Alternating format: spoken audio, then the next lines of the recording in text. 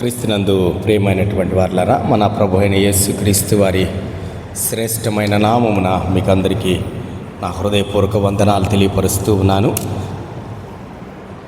ఈ సమయమున ఈ దినమున చదవబడినటువంటి లేఖన భాగాన్ని మరలా ఒకసారి చదువుకుందాం.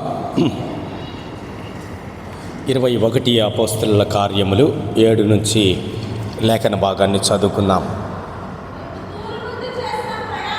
మేము తూరు నుండి చేసిన ప్రయాణము ముగించి తొలెమాయికి వచ్చి సహోదరులను కుశలమడిగి వారి యొద్ద ఒక దినముంటిమి. మరునాడు మేము బయలుదేరి కైసరియాకు వచ్చి మాతో సహవాసములో ఉన్నటువంటి 7 మందిలో ఒకడు సువార్థికుడు అయినటువంటి ఫిలిప్పు ఇంట ప్రవేశించి అతని యొద్ద ఉంటిమి. అతనికి 4 కుమార్తెలు ఉన్నారు. వారు కన్యకులు, వివాహము కానివారు. వారు ఎలాంటి వారు? ప్రవచించువారు. చాలమ్మా. దేవుడు తన పరిశుద్ధ లేఖన భాగాన్ని దీవించి ఆశీర్వాదించునుగాక. ఈ సమయంలో ప్రియమైన వారులారా, ఈ లేఖన భాగాన్ని మనము ప్రకటన గ్రంథము మాట్లాడుకుంటూ ఉన్నాం. మధ్యలో ఎందుకు డైవర్ట్ అయిపోయాం? మనం ఎందుకు డైవర్ట్ అయ్యాం అమ్మా? ఉమెన్స్ డేనా ఈరోజు? అందుకు డైవర్ట్ అయ్యామా? ఏమంటారా? అంతేనా? కరెక్టే కదా మీరు చెప్పింది. ఉమెన్స్ డే వారికి ఒక ప్రత్యేకమైన దినం ఉంది. మెన్స్ డే ఉందా? పురుషుల రోజు ఉందా? ఉండొచ్చేమో. వీళ్ళకు ఉంది కాబట్టి వాళ్ళకు కూడా ఉంటుంది సార్, భలే వాళ్ళే అంటారా? సరే, పురుషులకు కూడా ఒక దినమున దేవుడు ప్రత్యేకతను ఏర్పాటు చేశాడు. మనం కూడా పురుషుల మీటింగ్ జరుపుకోవాలనుకున్నాం కదా, దాన్ని జరుపుకుంటాం కూడా. మీరేం భయపడబాకండి. వారములో 7 రోజులు మిమ్మల్ని బిజీ చేసేస్తాను. నేను ఇంకొక ఆలోచన కూడా కలిగి ఉన్నాను. ఏంటంటే, ప్రతి మంగళవారం రోజు సాయంత్రము ప్రతి కుటుంబంలో ఒక వారానికి ఒకరోజు స్తుతి కూడిక జరపాలి సంఘం తరఫున అని మీరు నిర్ణయం తీసుకొని ముందుకు వస్తే చాయిస్ మీది, లేకపోతే నిర్ణయం నాదే. నేను చెప్పేస్తాను మీ ఇంట్లో ఈ వారము మంగళవారము స్తుతి కూడిక జరగబోతుంది అని. కాబట్టి మీరందరూ కూడా సిద్ధపడండి. ఒక్కరోజు కూడా మీరు లోకం గురించి, లోకంలో ఉన్న వాటి గురించి బిజీ కాకూడదు. ఎందుకంటే సమయం లేదు కాబట్టి మనమందరము కూడా దేవుని సన్నిధిలో బిజీ. ఎప్పుడు వాక్యము ప్రార్థనతో బిజీగా ఉండాలి. ఉద్యోగానికి వెళ్ళొచ్చామా, దేవుని సన్నిధిలో ఉండాలి మనము. ఇంతే. మనకి లోకముతో ఇంకా మనకి పని లేదు. కాబట్టి మనం ఇక మీదట బాగా బిజీగా ఉండబోతూ ఉన్నాం. కాబట్టి అట్టి కృప దేవుడు మనకి దయచేయునుగాక. స్త్రీల మీటింగ్ జరుగుతుంది, పురుషుల మీటింగ్ జరుగుతుంది. యవనస్తులు లేరు కాబట్టి ఆప్షన్ తీసుకున్నాం వారిని. ఆ ప్లేస్లోకి మనం ఏం చేసాం? యవనస్తుల కూడికకు బదులు ఏం చేసాం? మనము గృహ కూడికలు పెట్టుకుంటున్నాం, స్తుతి కూడికలు. ప్రతి కుటుంబంలో ఒక వారానికి ఒకరోజు గృహ కూడిక జరగబోతుంది. సంఘం మొత్తం పాల్గొనాలి, ఎవరిని విడిచిపెట్టను. వాళ్ళ ఇంట్లో ప్రార్థన జరుగుతుంది కదా, మేము వెళ్ళలేములే, ఎందుకు లేని కాదు. మీరేం పెట్టినా, ఆశా చాక్లెట్ పెట్టినా మేము తీసుకొని పోతాం. మీరేదో ఫీల్ అవ్వాల్సిన అవసరం లేదు. మా ఇంట్లో ప్రార్థన అనేసాడు పాస్టర్ గారు, డబ్బులు లేవు అని అంటే రూపాయికి 4 చాక్లెట్లు వస్తున్నాయి, అవి పెట్టినా మేము తీసుకొని పోతాం హ్యాపీగా, సంతోషం. ఇక్కడ కూడిక జరగడము ఇంపార్టెంట్. విశ్వాసి కుటుంబము బలపరచబడము ఇంపార్టెంట్ ఇక్కడ. కాబట్టి ఇప్పుడు దేవుని వాక్యము ఎక్కడికి రావాలి? మీ గృహము దగ్గరికే దేవుని ఆత్మ రావాలి. ఎందుకు అనంటే, అపవాది నేటి దినాల్లో ఏర్పరచబడిన వారిని సహితము కూడా పాడు చేస్తూ ఉన్నాడు. వాడు మన గృహాల దగ్గరికి వచ్చేసాడు వాడు. కాబట్టి ఇప్పుడు మనము బలపరచబడాలి అనంటే దేవుని ఆత్మ, దేవుని యొక్క సందేశము, దేవుని యొక్క నడిపింపు మన గృహాల దగ్గరికి రావాలి. అందుకే తెల్లవారుజామున 5 గంటలకి మనం ఆరాధన ప్రారంభించాము. రోజులో ప్రతి దినము దేవుని కలుసుకున్న తర్వాతే మనము ముందుకు వెళుతూ ఉన్నాం. ఈ యొక్క ఆరాధన ఎంతమందికి ఆశీర్వాదకరంగా అనిపించింది? చేతులెత్తండి. ఎంతమంది పాల్గొంటామని చెప్పారు చెప్పండి? ఎంతమంది పాల్గొంటామని చెప్పారో చెప్పండి. చెప్పండి అమ్మా, అందరు ఎత్తారు. ఫోటో ఉంది. ఆ ఈశ్వరు ఎటుపోయాడో అర్థం కాల ఆ వారం. దాన్ని ఆ ప్రింట్ వేయించాయి, ఆ నెల్లూరులో ప్రింట్ వేయించి పెద్దది చర్చి ముందు తగిలించి దాన్ని చేతులు ఎత్తిన వాళ్ళందరినీ కింద రాసాయి. ప్రతిదినము ఉదయకాలమున ఆరాధనలో వీళ్ళందరూ పాల్గొంటారని దేవుని సన్నిధిలో వీరందరూ కూడా ఒప్పందం చేసుకున్నారు, ప్రామిస్ చేశారు. అక్కడ తగిలిచ్చు. నేను నవ్వుకోవడానికి చెప్పట్లా, నేను నిజమే చేస్తా. మీరు సరి చేయబడే వరకు కూడా నేను ఇది చేస్తా, కాబట్టి నాకన్నా పంపించి నేను వేయిస్తా, పెద్ద ప్రింట్ వేయిస్తా, వేయించి ఆ ఫ్లెక్సీని అక్కడ పెడతా. నేను చర్చి ముందు తగిలిస్తా, భయపడబాకండి. నేను ఏదైతే చెప్తున్నానో దానికి ఒక ఎవిడెన్స్ అనేది నేను నా దేవుని దగ్గర నేను చూపించాలని ఇష్టపడుతున్నాను. అయితే ఈరోజు ఉమెన్స్ డే కాబట్టి మనము వాళ్ళ ప్రత్యేకత ఏంటి, బైబిల్లో వాళ్ళకి ఏమైనా ప్రత్యేకత ఉందా? చాలా సంఘాలు ఏమని చెప్తున్నాయి, మాట్లాడకూడదు సంఘంలో స్త్రీ, ప్రార్థన చేయకూడదు సంఘంలో స్త్రీ, నోరు ముయ్యాల సంఘంలో స్త్రీ. పౌలు గారు చెప్పాడు ఈ బోధలు. కాబట్టి సంఘములో స్త్రీకి ఏ అర్హత లేదు. సంఘంలో మాట్లాడలేదు, బయట మాట్లాడలేదు, ఇంట్లో మాట్లాడలేదు, ఆఫీసులో మాట్లాడలేదు. ఇంకెక్కడ మాట్లాడాలి? ఎక్కడ మాట్లాడాలి స్త్రీ? దేవుడు చెప్పాడా బైబిల్ గ్రంథంలో ఆ మాటను? ఇతర గ్రంథాల్లో స్త్రీలను అణచివేసేటువంటి గుణముంది, కానీ బైబిల్లో క్రైస్తవ సమాజములో ఉన్న స్త్రీకి దేవుడు చాలా స్వేచ్ఛనిచ్చాడు. పురుషులను స్త్రీలను దేవుడు ఏకరీతిగా ప్రేమిస్తున్నాడు. గుర్తుపెట్టుకోండి. తప్పుడు బోధలకు మనము లోను కాకూడదు, జాగ్రత్త. తప్పుడు సిద్ధాంతాలకు మనము వెళ్ళకూడదు, జాగ్రత్త. నేటి దినాల్లో కరెక్ట్గా ఉండేటువంటి బోధల వైపు కంటే కూడా తప్పుడు బోధల వైపు చాలామంది ఆకర్షించబడుతున్నారు. నేను మీకు చాలా రెఫరెన్స్ చూపిస్తాను. నేను దేవుడు స్త్రీలను బైబిల్లో ఎలా వాడుకున్నాడో చెప్తాను నేను మీకు ఈ దినమున. అందుకే ఈ ఉమెన్స్ డే గురించి ఈరోజు 2 మాటలు మనం తెలియపరచుకుందాం. ఈ ఉమెన్స్ డే అంటే అసలు ఏంటిది అనంటే, ప్రపంచవ్యాప్తంగా ఇదొక ఉద్యమము. అంటే దీన్ని కరెక్ట్గా చెప్పాలంటే కార్మిక ఉద్యమము అని మనము తెలుసుకోవచ్చు. ఇది ఎందుకు ఒక స్పెషల్ డే అయింది అనంటే, ఆ దినాల్లో మహిళలు ఏం చేసేవాళ్ళంటే వారికి ఎక్కువ పని గంటలు ఉండేవి. కాబట్టి పని గంటలు తగ్గించాలని వారి డిమాండ్స్.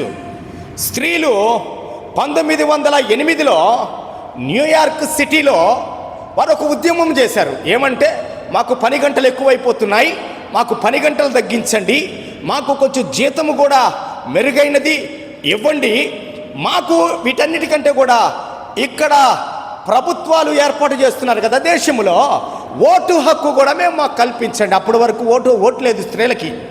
అప్పటి వరకు స్త్రీలకు ఓటు లేదు. ఇప్పుడు వెళ్ళి వేస్తున్నారు కదా, వాళ్ళే ప్రభావితం చేస్తున్నారు. ఫ్రీ బస్సులు అంటే మొత్తం గుద్దేశారు, వెళ్ళిపోయి ఫ్రీ బస్సులు అనగానే మొత్తం వెళ్ళి వేరే పార్టీకి గుద్దేశారు. ఇప్పుడు వాళ్ళు ఏం చేస్తున్నారు తెలుసా? ఇంతకుముందు 20 బస్సులు ఉన్నాయి, ఇప్పుడు 2 బస్సులు చేశారు. అవి అర్థమైందా లాజిక్? కాబట్టి స్త్రీలను ఏదో రీతిగా వంచాలి. మీరందరూ కూడా విజ్ఞతతో ఆలోచించాలి, ఏది మంచి ఏది చెడని. దేవుడు మనకు అధికారం ఇచ్చాడు కదా అని ఇష్టానుసారంగా చెలరేగిపోకూడదు మనం. కాబట్టి దేవుడు పురుషులను ఏ రీతిగా ప్రేమించాడో స్త్రీని కూడా అలాగే ప్రేమించాడు. స్త్రీని తక్కువగా చేయలే దేవుడు. బైబిల్ గ్రంథములో స్త్రీకి చాలా ప్రాధాన్యత ఉంది. నేటి దినాల్లో సంఘాల్లో స్త్రీల గురించి తప్పుడు బోధలు చేస్తున్నారు. సంఘములో ఉన్న స్త్రీ ప్రార్థన చేయకూడదంట, మాట్లాడకూడదంట, ఆమె ఇష్టానుసారంగా ఉండకూడదంట సంఘములో. పౌలు గారు చెప్పిన సందర్భం వేరు, ఇప్పుడు సేవకులు చెప్తున్నటువంటి సందర్భం వేరు. కాబట్టి ప్రభు చిత్తమైతే ఒకరోజు మీ స్త్రీల మీటింగ్లో నేను అకస్మాత్తుగా కలుసుకొని మీ హక్కుల గురించి కూడా నేను మాట్లాడబోతూ ఉన్నాను. కాబట్టి 2000 ఎంతమంది న్యూయార్క్ సిటీలోకి వచ్చారంటే 15,000 మంది వచ్చి అక్కడ ఒక ధర్నాలాగా చేశారంట. చేసేటప్పటికే ఆ దేశములో ఆ పట్టణములో ఒక సంచలనము కలిగి వెంటనే స్త్రీలకు కూడా నిజంగా ఇలాంటి హక్కులు ఉండాలి కదా, వారు అణచివేతకి గురవుతున్నారు కదా. ఈ 15,000 మందే కాదు, కానీ ఈ ప్రపంచంలో ఉన్న ప్రతి స్త్రీకి మనము ఓటు హక్కు కల్పించాలని ఐక్యరాజ్య సమితి ఏం చేసిందో తెలుసా? 1909వ సంవత్సరమున ఒక బిల్లును జారీ చేసి అధికారపూర్వకంగా లేదా అధికారికంగా స్త్రీలకి ఓటు హక్కు కల్పిస్తున్నాము. అదే రీతిగా స్త్రీలు కూడా ఈ రీతిగా ఒక దినాన్ని వారు చక్కగా వారి కొరకు జరుపుకోవచ్చు. అంటే ఉమెన్స్ డే అనేది జరుపుకోవడానికి ప్రపంచం మొత్తం యాక్సెప్ట్ చేసింది. ఇది ఇందులో ఉన్నటువంటి మహత్యము. అయితే నేటి దినాల్లో మన భారతదేశంలో అయితేనేమి, ఇతర దేశాల్లో అయితేనేమి, చాలా దేశాల్లో స్త్రీకి స్వేచ్ఛ లేదు. స్త్రీ మాట్లాడకూడదు. స్త్రీ అంటే ఎవరు అనంటే బిడ్డల్ని కనడానికి మాత్రమే ఒక యంత్రములాగా చూస్తూ ఉన్న దేశాలు చాలా ఉన్నాయి. స్త్రీకి హక్కులేమి లేవు, మాట్లాడకూడదు. నువ్వు ఎందుకు నువ్వు మాట్లాడుతున్నావు? నువ్వు స్త్రీవి కదా, కూర్చో. నేటి దినాల్లో లోకంలో అదే పరిస్థితి ఉంది. క్రైస్తవ సంఘాల్లో, కొన్ని సంఘాల్లో కూడా ఇదే ఉంది. కాబట్టి ఈ దినమున దేవుడు స్త్రీల చేత ఎలాంటి పరిచర్య జరిగించుకున్నాడు? నిజంగా స్త్రీకి దేవుడు బైబిల్లో హక్కులు ఇచ్చాడా? ఏంటి ఆ హక్కులు? లేదా స్త్రీని ఎలా వాడుకున్నాడో మనం చూద్దాం. ప్రభు చిత్తమైతే ఒక 5 మందిని లేదా 3 మందిని మీకు పరిచయం చేస్తాను. సమయం ఉంటే నేను 5 మందిని మీకు పరిచయం చేయాలని ఆశపడుతూ ఉన్నాను. అందులో మొదటిగా మీకు నేను ఒక ఆమెను పరిచయం చేయబోతున్నాను. ఆమె మీకు తెలుసు, బైబిల్లో మొదటి ప్రవక్తిని ఎవరు అనంటే మిర్యాము. నిర్గమాకాండము తీద్దామా? నిర్గమాకాండము తీయండమ్మా. నిర్గమాకాండము 15వ అధ్యాయము. నిర్గమాకాండము 15వ అధ్యాయము 20-21వ వచనాన్ని ఇప్పుడు చూద్దాం. మరియు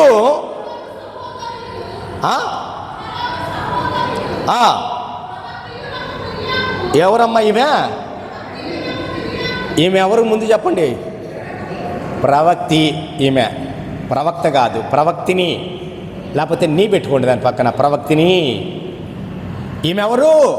ప్రవక్తిని. ఏ కాలంలో ఉంది? ఏ కాలంలో ఉందండి ఈమె? ఏ కాలంలో ఉందంటే ఆ కాలంలో ఉంది సార్, పాత నిబంధన కాలంలో. మీరు చాలా తెలియగల వాళ్ళు, భలే చెప్తారు ఆన్సర్. నిర్గమాకాండంలో ఉంది సార్ ఈమె, ఆ కాలంలో ఉంది అని చెప్తారు. ఆ కాలంలో మోషే ప్రవక్తగా ఉన్నాడు. అర్థమైందా? ఆ కాలంలో అహరోను ప్రవక్తగా ఉన్నాడు, యాజకుడుగా తర్వాత అభిషేకించబడ్డాడు. ఆ కాలంలో ఈ ముగ్గురే ఇశ్రాయేలీయులను నడిపించారు. చూడండి, ఆశ్చర్యం ఏదో తెలుసా? ఆ ముగ్గురు కూడా ఎవరు? ఒకే కుటుంబానికి చెందినవారు. బా, ఎంత ఆనందం అండి! ఆ కుటుంబంలో ముగ్గురు ప్రవక్తలుంటే ఆ ఆనందం ఎంత ఆనందం అండి! పెద్దోడు ప్రవచిస్తాడండి, చిన్నోడు భాషలకు అర్థం చెప్తాడండి, వాడికి వచ్చిన దర్శనాలు చెప్తాడండి. మా పాప ప్రవచన శక్తి కలిగింది, ప్రవచనాలు మా పాప చెప్పిందంటే అవి నెరవేర్చబడతాయి. నిజంగా ఒక కుటుంబంలో ఎంతమంది ఉన్నారు ప్రవక్తలు? ముగ్గురు ఉన్నారు. ఆ కుటుంబానికి ఎంత దీవెన, ఆ తల్లిదండ్రులకి ఎంత సంతోషము. నిజంగా అందులో గ్రేట్ ఎవరో తెలుసా? 2 పురుషులైతే ఒక ఆయన విడిపించాడు, ఇంకొక ఆయన ఆయనకి సహాయంగా ఉన్నాడు. రాబోయే దినాల్లో ఆయనను దేవుడు యాజకుడుగా అభిషేకించాడు. ఒక ఆయన ప్రవక్త, ఇంకొక ఆయన యాజకుడుగా ఉండబోతున్నాడు, ఇంకొక ఆమె ప్రవక్తినిగా ఉంది. చూసారా ఎంత అద్భుతం అండి ఆ కుటుంబంలో. ఈరోజు మన కుటుంబంలో అటువంటి ప్రవక్తలు, ప్రవక్తనీలు ఉండాలని దేవుడు కోరుకుంటున్నాడు. మన బిడ్డలు ఒక ప్రవక్తినిగా అలా పెంచాలి. దేవునిలో, దేవునితో సహవాసము కలిగి ఉంది. మిరియాము చేసిన ప్రార్థన ఏందో తెలుసా? మిరియాము అక్కడ ఏం చేసిందో తెలుసా? స్త్రీలను మొత్తాన్ని సమకూర్చింది. అక్కడ ఏం చేసింది? స్త్రీలను మొత్తాన్ని సమకూర్చుకుంది. వెంటనే విడుదల కలగగానే మోషే, అహరోనులు, ఇశ్రాయేల్ ప్రజలు ఆ యొక్క ఎర్ర సముద్రాన్ని దాటి బయటికి రాగానే ఏం చేసింది? ఆమె ఒక ట్యూన్ చేసింది, పాడింది. మిమ్మల్ని పాడమంటే ఏం చేస్తారు? ఫోన్లు చూసి పాడతారు. మీ దగ్గర ఉన్న చెడ్డలు పట్టింది, బాగానే పాడుతున్నారులే, ఫోన్లు చూసి పాడతారు. నేను ఎప్పుడు నుంచి చెప్తున్నాను ఫోన్లు చూడొద్దని? నేను ఎప్పటి నుంచి చెప్తున్నాను, మీరు నా మాట వింటున్నారా? ఇప్పుడే కదా సార్ చెప్తున్నారు స్త్రీల గురించి, వాళ్ళ హక్కుల గురించి. మళ్ళీ మా హక్కును కూడా మీరు కాల రాస్తారా? ఫోన్లో మనము చూసి పాడకూడదు. డైరీలు కొనుక్కోండి, లేదా నన్ను కొనుక్కరమ్మంటారా చెప్పండి. అప్పటికి నేను మాట్లాడాను మన వాళ్ళతోటి, సార్ మనకి డైరీలు ఫ్రీగా వస్తాయి జన్కోలో, ఆ పని చేయబోకండి. ఒకటి 300-350 రూపాయలు డైరీ. నేను కానీ ఒక 10-15 కొనుక్కొచ్చాను అనుకో, నాకు డబ్బులు ఇవ్వలేదనుకో, మీరు నా పరిస్థితి ఏంది? కాబట్టి మీకు ఫ్రీగా వచ్చి డైరీలోనే పాటలు రాసుకోండి. రేపు ఆదివారమున ఫోను ఎవరు చూడకూడదు. డైరీలోనే మీరు సెలెక్ట్ చేసిన పాటలన్నీ రాసి మీరు వరుసగా పాడాలి. గుర్తుపెట్టుకోండి. రేపు ఆదివారమున ఫోన్ తీసుకొని ముందుకు రాబాకండి. నేను ఎన్నో దినాల నుంచి చెప్తున్నా ఈ మాట. చెప్తున్నానా లేదా? ఇప్పుడే సడన్గా చెప్పేసానా? బలవులు సార్ మీరు సడన్గా చెప్తే అట్టా వచ్చే వారానికి మీకు అన్నీ నేను వాక్యం చెప్తే సార్ పెద్దసారి వారం వాక్యం, అంతకుముందు చిన్నది వచ్చి ఉంటుంది 5 వచ్చిన వాళ్ళు, అప్పుడు మాత్రం ఏం చెప్పరు, సార్ చిన్నదే సార్ వాక్యము, మీరేం సార్ ఇంత చిన్నది ఇచ్చారు అని అంటారేమోనని నేను ఎప్పుడన్నా ఆశపడుతుంటే అప్పుడు మాత్రం మీరు మాట్లాడట్లేదు. పెద్ద వాక్యం వచ్చినప్పుడు సార్ 18 వచనాలు వచ్చి సార్ గుర్తుండట్లేదు సార్ మాకు. లోకంలో ఉన్నవన్నీ డిలీట్ చేసేయండి, చెత్త చెదారాన్ని మొత్తాన్ని డిలీట్ చేసేయండి, అప్పుడు ఎక్కించండి లోపలికి. ఇప్పుడు ఫోను హ్యాంగ్ అయిపోయింది, ఏం చేస్తాం మనం? వాడి దగ్గరికి వెళ్తే వైరస్ వచ్చింది సార్ ఫోన్లోకి, అనవసరమైనటువంటి యాప్ని మీరు డౌన్లోడ్ చేసుకున్నారు సార్. ఈ యాప్లన్నింటినీ కూడా డిలీట్ చేస్తే చాలా స్పేస్ ఉంటుంది, మెమరీ పవర్ పెరిగిపోద్ది ఇప్పుడు ఫోన్కి. అలాగే మీకు కూడా పెరగాలి అని అంటే అమ్మ గురించి, నాన్న గురించి, అవ్వ గురించి, తాత గురించి, ఊర్లో వాళ్ళ సంగతుల గురించి వదిలేయండి, వాళ్ళ కొరకు ప్రార్థన చేయండి. ఇప్పుడు మీరు వాక్యాన్ని దేవుని దగ్గర చదవడం మొదలుపెట్టండి, దేవుడు ఆశీర్వాదిస్తాడు. ఇప్పుడు మిర్యాము ఈ మొదటి ప్రవక్తిని ఏం చేసిందమ్మా? చదువు ఇక్కడ.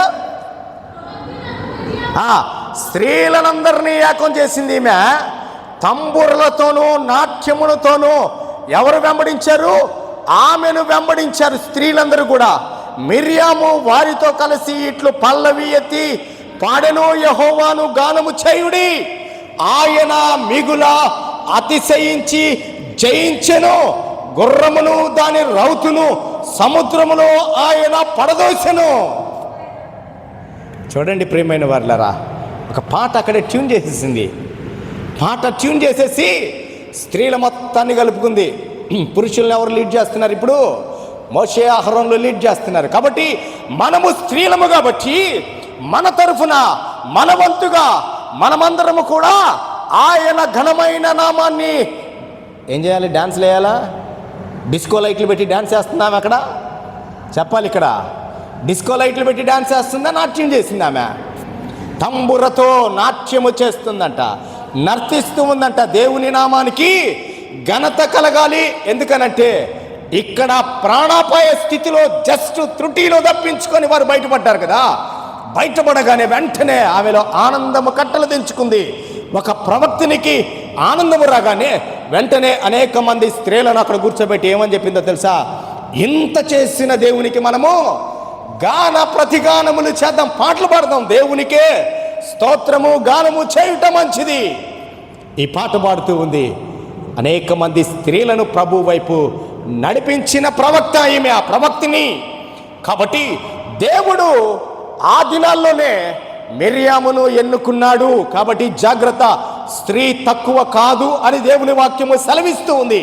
స్త్రీకి దేవుని ఆత్మను సమృద్ధిగా ఇచ్చాడు. పురుషునికి ఎలాగిచ్చాడో స్త్రీకి కూడా అలాగే ఇచ్చాడు. కాబట్టి స్త్రీ దర్శనాలు చూడగలదు, ప్రవచించగలదు, దేవుని సంఘాన్ని ముందుకి స్త్రీల వైపు నడిపించగలదు. జాగ్రత్త, మనము కూడా మిర్యాము వలె అనేక మంది స్త్రీలను దేవుని వైపు నడిపించేటువంటి ప్రవక్తలుగా ఉండాలని ఈ దినమున పరిశుద్ధాత్మ దేవుడు మనకి తెలియపరుస్తూ ఉన్నాడు. జ్ఞాపకం చేస్తున్నాను ప్రియమైన వారులారా, వాస్తవంగా మిర్యాము అంటే అర్థమైంది చెప్పాను, ఇంతకుముందే చెప్పాను మీకు. నేను మిర్యాము పేరుకు అర్థమైంది తిరుగుబాటు చేయునది. తిరుగుబాటు చేయునది మిర్యాము అనే పేరుకు అర్థం. మీకు నేను ఇవన్నీ చెప్పి మళ్ళా అడిగి మళ్ళా చెప్పి మళ్ళా అడిగి ఎన్ని నోట్సులు అయిపోయినా కానీ నాయి అయిపోతున్నాయి, మీ అయిపోతున్నాయి. తిరిగి చెప్పేది అంటూ ఏం లేదు. ఈ రోజుకే గుర్తుంటుంది, తర్వాత వచ్చే వారానికి గుర్తుండదు.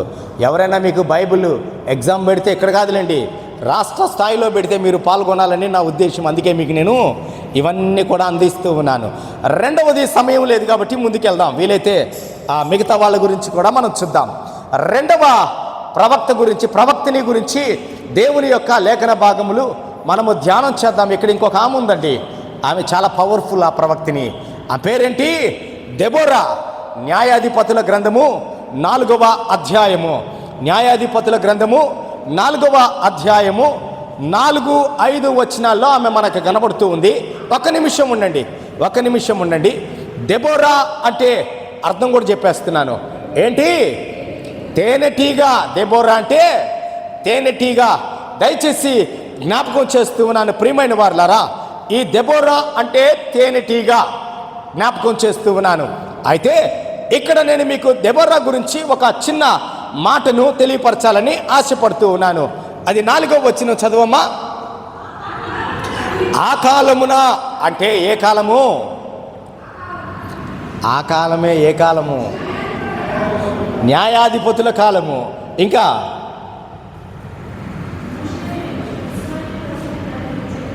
ఈ మోషే వెళ్ళిపోయేటప్పటికే ఆ యెహోషువ కూడా వెళ్ళిపోయాడు. యెహోషువ తర్వాత న్యాయాధిపతులు. యెహోషువ కూడా వెళ్ళిపోయాడు. ఇప్పుడు న్యాయాధిపతుల కాలంలోకి వచ్చాం. ఆ కాలమున అంటే దాని అర్థం ఏంటంటే, దానికి ముందు వచ్చిన చదివితే మీకు ఆన్సర్ వచ్చేస్తుంది. ఇశ్రాయేలీల ప్రజలు కనాను దేశానికి దేవుడు కనాను రాజును తీసుకొచ్చి వీరిని బానిసలుగా చేశాడు. మళ్ళీ 20 సంవత్సరాలు చితగ్గొట్టారు వాళ్ళని. మా ఇంట్లో పని ఒక ఆమె వచ్చేది, నాకు కుంకుడుకాయలు పోసుకునే అలవాటు ఉంది. పాస్టమ్మ గారు ఏం చెప్పేదంటే, చూడండి, పాస్టమ్మ గారు ఏం చెప్పేదంటే, అమ్మ కుంకుడుకాయలు కొడతావా అని ఇచ్చేది. ఇస్తే ఆమె కొట్టేసి తీసుకొచ్చి ఏం చెప్పేదంటే, చితగ్గొట్టేశానండి అని చెప్పేది. ఎవరినమ్మా అని అడిగేవాళ్ళం. చితగ్గొట్టేశానండి అని అనేది. అయితే ప్రియమైన వారలారా, ఆ కాలమున ఇశ్రాయేలీలు దేవుణ్ణి విడిచిపెట్టారు కాబట్టి కనాను రాజు అయినటువంటి, అక్కడ రాజు పేరుంది. ఎవరు ఆ రాజు? కనాను రాజు అబీనోయము అనేటువంటి ఒక రాజు ఉన్నాడు. అబీనోయమేనా? అక్కడ చదవమ్మా.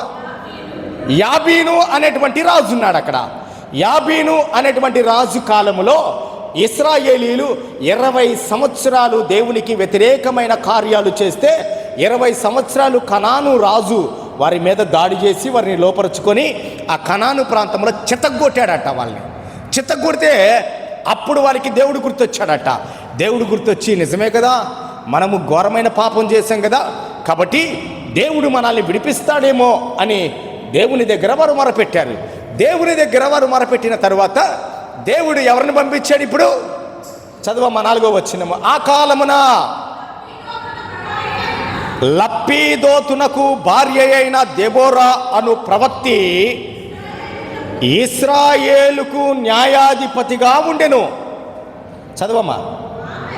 ఆమె ఎఫ్రాయిమీల మన్యమందలి రామాకును బేతేలునకును మధ్యనున్న దెబోరా సరళ వృక్షము క్రింద తీర్పుకై కూర్చుండుట కద్దు, తీర్పు వేయుట చేయుటకై ఇశ్రాయేలీలు ఆమె యొద్దకు వచ్చుచుండిరి. ఇప్పుడు న్యాయాధిపతిగా దేవుడు మొదటిగా ప్రవక్తని న్యాయాధిపతిని చేశాడు దేవుడు. అవునా? దెబోరాని న్యాయాధిపతిని చేశాడు. దీని అర్థం ఏందమ్మా? ఇప్పుడు ఈమె దగ్గరికి ఇశ్రాయేలీలందరూ కూడా న్యాయము, వారి మధ్యలో జరుగుతూ ఉన్న గొడవల నిమిత్తము న్యాయము తీర్చడానికి ఆమె దగ్గరికి వచ్చేవాళ్ళంట. ఆమె సరళ వృక్షము క్రింద కూర్చొని న్యాయము తీరుస్తూ ఉందంట. దెబోరా అంటే మీకు నేను అర్థం చెప్తూ ఉన్నాను. ఈమె ప్రవక్తిని ప్లస్ న్యాయాధిపతి ఈమె ఆ దినాల్లో. అయితే ఇశ్రాయేలీలు మొరపెట్టగా దేవుడు ఈమెను లేపాడు. ఆ దినాల్లో పురుషులు లేరా? ఉన్నారా లేరా? మా చెప్పండి అమ్మా. మీరు ఉన్నారు. మరి ఎందుకు ఈమెకి ఇచ్చాడు ఆధిక్యత? పురుషులకి ఇవ్వలేదు ఆధిక్యత. ఎందుకు ఇచ్చాడు ఈమెకి? మీ హక్కుల గురించి మాట్లాడుతుంటే మీరు కూడా చెప్పరేంటి? ఆ దినాల్లో వారు పురుషులు సరిగా లేరేమో, దేవుడు ఈమెను ఎన్నుకున్నాడు, సరిగా జీవిస్తూ ఉండొచ్చు, దేవునితో మంచి సంబంధము కలిగి జీవిస్తూ ఉన్నటువంటి దెబోరాని దేవుడు ఎన్నుకున్నాడు. ఇక్కడ దేవునికి పురుషులు స్త్రీలు అనే విధానం లేదు. ఎవరు సరిగా జీవిస్తారో వారితోనే దేవుడు మాట్లాడతాడు. జాగ్రత్త. దేవుడు పురుషులుగా ఉన్న నేను ప్రార్థన చేస్తేనే దేవుని ఆత్మ దిగి వస్తుంది, స్త్రీ చేస్తే దేవుని ఆత్మ రాదు అని కాదు దాని అర్థం. ఇక్కడ ఏంటంటే ఎవరు సరిగా ఉంటారో వారి మీద దేవుని బాధ్యతను ఉంచుతాడు, వారి మీద దేవుని ప్రజల యొక్క బాధ్యతను ఉంచుతాడు. కాబట్టి దెబోరా ఇప్పుడు ప్రవక్తినిగా అక్కడ కూర్చుంది, న్యాయాధిపతిగా వారికి తీర్పు తీరుస్తూ ఉంది. ఆమె ఒక ప్రవచనం చెప్పింది. ఏమని ప్రవచనం చెప్పింది అనంటే, ఇప్పుడు అక్కడ వచ్చేటువంటి వారిలో ఒక వ్యక్తిని పిలిచింది. ఆ వ్యక్తి పేరు బారాకు అనేటువంటి ఒక వ్యక్తిని పిలిచింది. ఆ బారాకుని పిలిచి, ఆ బారాకు అంటే అర్థమైందమ్మా, మెరుపు అంట. బారాకు అంటే మెరుపు ఎప్పుడు దాకా అక్కడ ఉంది, దాంకోనుంది. మెరుపు ఏమైపోయింది, దాంకోనుంది. దేవుడు దెబోరా చేత ఈ మెరుపును బయటికి తీసుకొచ్చాడు. బారాకును పిలిచింది. బారాకును పిలిచి ఏమని చెప్పింది బారాకుతోటి అనంటే, ఇక్కడ చదువమ్మా లేఖన భాగంలో చక్కగా వ్రాయబడి ఉన్న మాట ఇది. ఇదిగో ఆమె ఏమని చెప్పింది, 6వ వచనం చదువు తల్లి. ఆమె నఫ్తాలి కెదెషులో నుండి అబీనోయము కుమారుడైన బారాకును పిలువనంపించి అతనితో ఇలా అనింది. ఏమనింది? నీవు వెళ్ళి నఫ్తాలీలలోను జెబూలూనీలలోను 10,000 మంది మనుషులను తాబోరు కొండ యొద్దకు రప్పించుము అని మాట్లాడింది. చాలు. ఇక మీకు నేను ఒక స్టోరీ చెప్తాను, అర్థం చేసుకోండి ప్రియమైన వారలారా. జ్ఞాపకం చేస్తూ ఉన్నాను. ఇప్పుడు ఒక పురుషుణ్ణి లేదా మెరుపు లాంటి ఒక వ్యక్తిని బలపరిచింది ఎవరు చెప్పండి? స్త్రీయా కాదా? ఆమె ఎవరు? స్త్రీయేనా? ఆమె ఎవరు? ప్రవక్తిని. ఆమె ఎవరు? న్యాయాధిపతి. ఎక్కడ దాంకోనున్నాడు యోధుడు? ఎక్కడో దాంకోనుంటే దేవుడు ఈమె ద్వారా ఏమని పంపించాడు? అబీనోయము కుమారుడైనటువంటి బారాకు. బాలాకు కాదు, బాలాకు వేరే, మళ్ళీ బారాకు ఈయన పేరు. రా వస్తుంది, లా రాదు.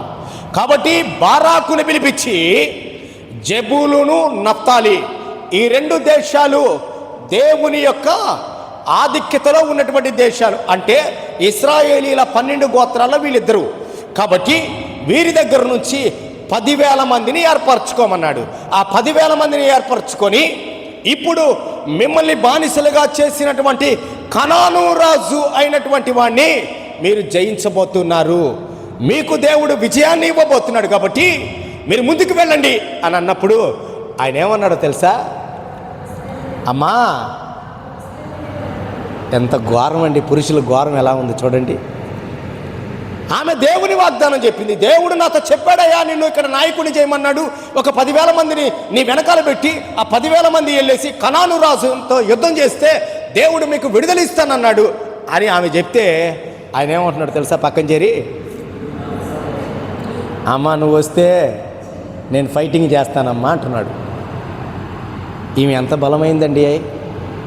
శరీరపరమైన బలాన్ని దేవుడు ఎప్పుడు కోరుకోలే, ఆత్మ బలాన్ని కోరుకున్నాడు దేవుడు. ఈయనేమన్నాడు తెలుసా? అమ్మ నా ముందుకు వచ్చి నిలబడమ్మా నువ్వు. చాలామంది పురుషులు స్త్రీలు వెనకాల నిలబడి నీ ఎంత చూస్తాను రా అంటుంటారు. వెనకాల నిలబడి రే అక్కడే కదలబాకు, నీ వెనకాల భార్యని ముందు పెట్టి నన్ను ఆపాకండి అంటుంటారు. వాళ్ళని వదిలేస్తే ఏమైపోతారు? టక్కని ఇంట్లోకి వెళ్ళిపోతారు. ఇప్పుడు ఈ బారాకు కూడా అడుగుతున్నాడు, అమ్మా దేవుడు నీకు చెప్పాడు కదా, నువ్వు ప్రవచించావు కదా తల్లి, మా ఆత్మీయ తల్లివి కదా నువ్వు ఈ యుద్ధంలో ముందుంటే తప్ప మాకు భయంగా ఉందమ్మా అని అంటే ఆమె ఏమనిందంటే, చూడండి ఆ దినాల్లో ఇశ్రాయేలీలు దేవుడు బలపరిచిన పురుషులకి ఒక ఆధిక్యత ఇచ్చాడు. ఏంటంటే యుద్ధం చేసే ఆధిక్యతను పురుషులకి ఇచ్చాడు ఆ దినాల్లో. కాబట్టి ఆమె ఏం చెప్పింది తెలుసా? నేను యుద్ధం చేస్తాను, ఓడిస్తాను, క్రెడిట్ అంతా నాకే వచ్చేస్తుంది. కాబట్టి దేవుడు చెప్పింది నువ్వు చేయనాయనా, నువ్వు ముందుకెళ్ళు, నేను కూడా వస్తున్నాను, నీతో పాటు ఉంటా, యుద్ధం చేయను నేను. నేనుంటాను పా, నీకు భయం కదా, నేనుంటాను పా. చూడండి దెబోరాకి ఎంత ధైర్యం అండి. ఆ యుద్ధ రథాలను చూసినప్పుడు కానీ, ఆ యుద్ధ ధ్వనిని చూసినప్పుడు కానీ, ఆ యుద్ధములో జరుగుతూ ఉన్నటువంటి ఘోరమైనటువంటి రక్తధారలు చూసినప్పుడు కానీ ఎంత ఘోరంగా ఆ యుద్ధములో పోరాడతారండి వారు. దెబోరా నిలబడింది అక్కడ దేవుని పక్షాన. నేను నిలబడ్డాను, రండి పోరాడండి, దేవుడు విజయాన్ని ఇస్తాడు. నిలబడింది ముందు దెబోరా వచ్చి. అందుకు దెబోరా దేవుని సన్నిధిలో ఒక ప్రవక్తినిగా నిలబడిపోయింది. కాబట్టి జ్ఞాపకం చేస్తున్నాను, ఇశ్రాయేలీలకు దెబోరా విజయాన్ని అందించిందంట. 20 సంవత్సరాలు వారు చెతగొట్టబడి నలగొట్టబడి వారు 20 సంవత్సరాలు దేవునికి మొరపెట్టిన తరువాత దెబోరాని దేవుడు లేపాడంట. బైబిల్ గ్రంథములో దెబోరా వంటి స్త్రీ మనకి కనపడదు. ఎవరికి వారుగానే దేవుడు ప్రత్యేకంగా ఒక్కొక్క స్త్రీని దేవుడు వాడుకున్నాడు. చాలామంది స్త్రీలు ఉన్నారు బైబిల్ గ్రంథములో వాడబడిన స్త్రీలు. ఎందుకు మీకు ఈ మాటను తెలియపరుస్తున్నానంటే, అంచె దినాల్లో దేవుడు పురుషులని లేదు, స్త్రీలని లేదు, అందరి మీద నా ఆత్మను కురిపిస్తాను, కృమ్మరిస్తానని మాట్లాడుతున్నాడు. మీకు ఇంకొక ఆశ్చర్యకరమైనదో తెలుసా? దేవుడు సంఘాన్ని దేనితో పోల్చాడు? స్త్రీతో పోల్చాడు. పురుషునితో పోల్చాడా? ఎంత ఆధిక్యత ఇస్తే 9:30 తర్వాత వస్తున్నారండి మీరు. మీకు ఎంత ఆధిక్యత ఇచ్చాడు దేవుడు? 10:30కు వస్తున్నారండి. మీకన్నా సిగ్గుండాలా, నాకన్నా సిగ్గుండాలా మళ్ళా ఇది రిపీట్ చేయడానికి? నాకైతే ఏంటి చాలా సిగ్గుగా ఉంది ఇది రిపీట్ చేయడానికి. మిమ్మల్ని ఎలా సరిచేయాలని దేవుని దగ్గర కన్నీరు గార్చినా కానీ మీరు లోపడట్లేదు. మీరు అదేమంటే ఏదో కారణాలు చెప్తూ ఉన్నారు. మీ బిడ్డల విషయంలో ఒకవేళ ఏదన్నా స్కూల్కి వెళ్ళవలసి వస్తే, లేదా మీ బిడ్డల విషయంలో కాలేజీకి వెళ్ళవలసి వస్తే మీరు ఎలాగే కారణం చెప్తారా? మా ఆయన ఇంకా డ్యూటీ నుంచి రాలేదండి, అందుకే ఆయన వచ్చే వరకు కూర్చున్నాను, నేను ఆరాధనకి రావడం లేట్ అయిందానికి కారణం ఇదే అని చెప్తారా? మీరేమన్నా చెప్పగలరా? చెప్పండి. చెప్పరు కదా. మరి దేవుని సన్నిధికి ఎందుకు మీరు లేటుగా వస్తున్నారు? నేను ఎప్పుడు అడుగుతూనే ఉంటాను. ఎందుకంటే మీ బాధ్యత భారము నా మీద దేవుడు పెట్టాడు కాబట్టి మిమ్మల్ని అడుగుతా. అసలు వాస్తవంగా చెప్పాలంటే రూల్ ప్రకారంగా 9 గంటలకు మీరు రావాలి. ఇక్కడికి అరగంట సేపు ప్రార్థనలో ఉండాలి, కనిపెట్టాలి దేవుని దగ్గర. నేను చెప్పాను కదా లాస్ట్ టైము, మన అవ్వ చనిపోయింది, మనకి ప్రార్థన సపోర్ట్ లేదు, మనకి ప్రార్థన సహాయం లేదు. మనందరి కొరకు పాపం 9 గంటలకి సంఘాన్ని దింగానే 2వ వరుసలో కూర్చొని అవ్వ చక్కగా ఏడుస్తా ప్రార్థన చేసేది. మోకాళ్ళు లొంగేదండి. ఆమె 75-76 సంవత్సరాల వయసులో అవ్వొచ్చి చక్కగా మోకాళ్ళు లొంగి సంఘం కొరకు త్వరగా రావాలని, ప్రతి కుటుంబం కొరకు త్వరగా రావాలని, నా ప్రయాణం ఉంది, నా ప్రయాణంలో మా పాస్టర్ గారిని క్షేమంగా తీసుకురయ్యా ఆ ట్రాఫిక్లోనే ప్రార్థన చేసేదంట. ఒక ప్రార్థన చేసే యోధురాలు దేవుని సన్నిధికి వెళ్ళిపోయింది. కానీ ఆ దినాన మనం చాలా వేదన పడ్డాం, కానీ ఆ బాధ్యతను తీసుకోవడానికి ఎవరు ముందుకు రావట్లా. కానీ 9 గంటలకు వాస్తవంగా మనము ఎక్కడికి రావాలి? దేవుని సన్నిధికి రావాలి. 9 గంటలకు వచ్చి మనం ఏం చేయాలి? ముచ్చట్లాడుకోవాలా? దేవుని సన్నిధిలో ఎవరికి వారుగా ప్రార్థనలో బలపరచబడాలి. 9:30కి రావడానికే అల్లాడిపోతూ ఉన్నారు మీరు. ప్రక్కనున్న మీరు ఇంత అల్లాడిపోతే ఆ దినాల్లో యెరూషలేముకి 3 దినాల ప్రయాణము. ఆ 3 దినాల ప్రయాణము వారు కరెక్ట్ టయానికి చేరుకునేవాళ్ళంట. యెరూషలేములో మాత్రమే ఆరాధించేటువంటి స్థలముగా ఉండేదంట. 3 దినాలు వారు ప్రయాణం చేసి యెరూషలేముకు చేరి సబ్బాతు దినాన్ని వారు ఆచరించేవారంట. మిమ్మల్ని ఎవరిని తీసుకున్నా కానీ కనీసం 1 కిలోమీటర్ దూరంలో కూడా మీరు లేరు. మన సహోదరుడు సురేష్ అయితే ఒక 4-5 కిలోమీటర్ల దూరంలో ఉన్నాడు. అతను కూడా సమయానికి వస్తూ ఉన్నాడు. కానీ బి కాలనీలో, ఏ కాలనీలో వాళ్ళకి కనీసం 1 కిలోమీటర్ కూడా డిస్టెన్స్ లేదు. 9 గంటలకి సంఘమంతా రావాలి. సంఘమంతా వచ్చి మోకరించి ప్రార్థన చేయాలి. అది విశ్వాసం అంటే, అది సహవాసం అంటే, అది దేవునికి మనం ఇచ్చేటువంటి గౌరవం అది. కాబట్టి ఈ దెబోరా ఇశ్రాయేలీలకు విజయాన్ని అందించిందంట. ఎలాంటి విజయాన్ని అందించింది అనంటే, అక్కడ ఈ రాజు పేరేంది? యాబీను కదా. ఈ రాజుకి ఒక సైన్యాధిపతి ఉన్నాడట. ఆ సైన్యాధిపతి పేరేంది? సీసెరాను అనేటువంటి ఒక సైన్యాధిపతి ఉన్నాడట. ఆయన ఆధీనములో 900 రథాలు ఉన్నాయంట. ఆ 900 రథాలు, ఆ రథముల మీద ఆ నేర్పరితనముకు యుద్ధ నైపుణ్యత కలిగినటువంటి సైనికులు యుద్ధం చేసేవారంట. కానీ చివరికి దేవుడిచ్చిన విజయములో సీసెరా పారిపోయాడు. సీసెరా పారిపోయి ఎక్కడికి వెళ్ళిపోయాడు? యాయేలు అనేటువంటి ఒక స్త్రీ చేత చంపబడ్డాడు. చూసారా, యుద్ధంలో నిలబడిన స్త్రీ ఒకటి, జయించిన స్త్రీ మరి ఒకళ్ళు. ఒక సైన్యాధిపతిగా ఉండడం అంటే సామాన్యమైన విషయం కాదు. అతను చాలా ధీరుడై ఉండాలి, వీరుడై ఉండాలి, వెన్ను చూపనటువంటి ఒక మంచి విజయ ధీరుడిగా నిలబడాలి. అతనికి మాత్రమే సైన్యాధిపతిగా అవకాశం ఉంటుంది. అటువంటి సైన్యాధిపతిని దేవుని నామము పేరట యాయేలు అనేటువంటి ఒక స్త్రీ ఎవరిని చంపింది? సీసెరా అనేటువంటి ఒక అధిపతిని చంపేసింది. చెప్పండి, యుద్ధం ఎవరు ప్రారంభించారు, ఎవరు ముగించారు? యుద్ధము దెబోరా ప్రారంభించింది. యుద్ధము ఎవరు ముగించారు? యాయేలు ముగించింది. స్త్రీ ప్రారంభించింది, స్త్రీ ముగించింది. అది చెప్పాలి మీరు. దేవుడు స్త్రీని ప్రవక్తగా వాడుకుంటే అద్భుత విజయాలు ఇస్తాడు. అందుకే దేవుని పరిశుద్ధాత్మను పొందుకోవడానికి మీ గదిలోకి వెళ్ళండి, కొంత సమయాన్ని దేవునితో గడపండి. ప్రార్థనలో నువ్వు చేసే కన్నీరు ప్రార్థన, నువ్వు చేసేటువంటి దేవుని యొక్క ఆశీర్వాదాలు, నువ్వు అడుగుతున్న ప్రతిదీ దేవుని దగ్గర పొందుకోవాలంటే ప్రత్యేకమైన ప్రార్థన సమయాన్ని దేవునితో నువ్వు కేటాయించాలి. మిరియామును వాడుకున్న దేవుడు నిన్ను వాడుకోడా? దెబోరాని వాడుకున్న దేవుడు నిన్ను వాడుకోడా? మూడవ స్త్రీ కొరకు నేను ముందుకు వెళుతూ ఉన్నాను. 10 నిమిషాల సమయం ఉంది. 10 నిమిషాల్లో మిగతా ముగ్గురు గురించి నేను తెలియపరిచేస్తాను. చాలా సింపుల్గా వీరి గురించి నేను చెప్పాలని ఆశపడుతున్నాను. మూడవ స్త్రీ, ఈమె పేరు హుల్దా. ఏంటి పేరు? హుల్దా. హా దాని కొమ్ము, హు, లాకి దీర్ఘము, దాని కింద దావొత్తు. హుల్దా. ఈమె పేరేంటి? హుల్దా. 2వ దినవృత్తాంతముల గ్రంథములో ఈమె కనబడుతూ ఉంది మనకి. హుల్దా 2వ దినవృత్తాంతముల గ్రంథములో ఈ హుల్దా కనబడుతుంది. ఈ హుల్దా అనే పేరుకి అర్థం కూడా చెప్తాను, రాసుకోండి. అడవి పిల్లి. హుల్దా అంటే ఏంటి? అడవి పిల్లి, ముంగిస. అడవి పిల్లి, ముంగిస. దినవృత్తాంతములు 2వ దినవృత్తాంతముల గ్రంథము 34వ అధ్యాయము 22వ వచనము నుంచి 28వ వచనం వరకు ఒకసారి చదువుకుందామా?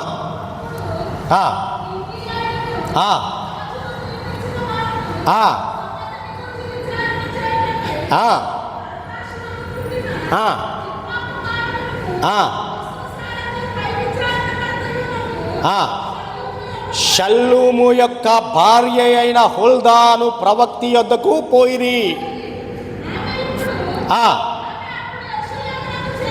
ఆమె అప్పుడు యెరూషలేమునకు చేరిన ఉపభాగములో కాపురముండెను. వారు ఆమెతో సంగతి చెప్పగా ఆమె వారితో ఇట్లనెను, ఇశ్రాయేలీల దేవుడైన యెహోవా సెలవిచ్చినది ఏమనగా. అక్కడ అర్థం చేసుకోవాల్సింది ఏంటంటే, ప్రవక్తిని అని ఆమె దగ్గరికి వెళ్ళగానే ఆమె ఏదో చెప్పలేదు. ఆమె చెప్తున్న మాట ఏంటంటే, వారితో ఎట్లా నేను యెహోవా సైన్యములకు అధిపతియగు యెహోవా సెలవిచ్చినది ఏమనగా, లేదా ఇశ్రాయేలీల దేవుడైన యెహోవా సెలవిచ్చినది ఏమనగా, వినండి అంటే ఆలకించుడి. నేను ఈ స్థలము మీదికిని దాని కాపురస్తుల మీదికిని యూదారాజు సముఖమున చదివి వినిపింపబడిన గ్రంథమందు వ్రాయబడి ఉన్న శాసనములన్నిటినీ రప్పించదను.